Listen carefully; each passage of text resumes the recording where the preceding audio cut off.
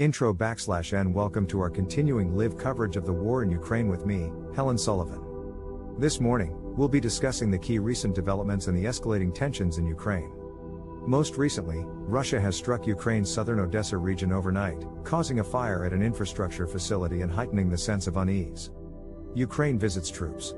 Our story begins with Ukraine's President, Volodymyr Zelensky, who visited Ukrainian troops on Tuesday in Odesa, Donetsk region. According to his office, Zelensky listened to commanders' reports on the battlefield situation and gave awards to soldiers. Zelensky's discussion with U.S. House of Representatives Speaker Kevin McCarthy.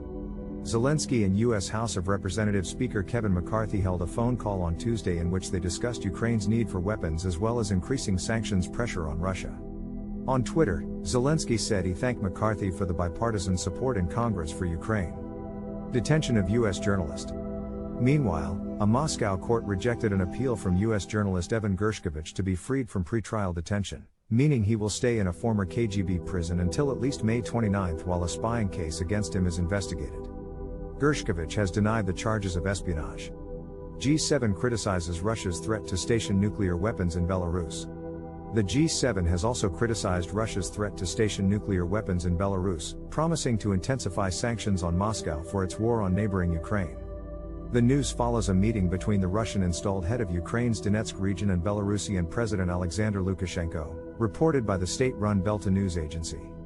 Russian Foreign Minister to meet with UN Secretary General. Russian Foreign Minister Sergei Lavrov will discuss the Black Sea grain export deal with UN Secretary General Antonio Guterres in New York next week, as the pact could expire unless Russian demands regarding its own exports are met. Poland agreement on restarting transit of Ukraine grains. Poland has said that it has reached an agreement on restarting transit of Ukrainian grains through its territory as of Friday, according to Polish Agriculture Minister Robert Telus. Furthermore, Poland announced plans to install thousands of cameras and motion sensors along its border with Russia's Kaliningrad enclave to stop illegal migrants. Polish Interior Minister Mariusz Kaminski stated that the system would join a barbed wire fence being built on the 200-kilometer frontier. Escalating tensions in Ukraine. Russia is increasing their use of heavy artillery and airstrikes in Bakhmut, according to the commander of Kyiv's ground forces.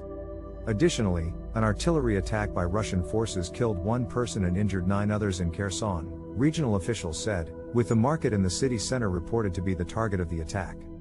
Calls for boycott of Swedish Absolut Vodka. Mentioning this last bit of news, calls for boycott of Swedish Absolut Vodka have emerged in Sweden and on social media, leading the maker of the brand to cease all exports to Russia. Victory Day processions cancelled.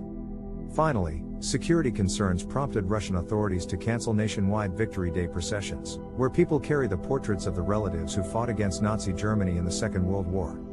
Conclusion.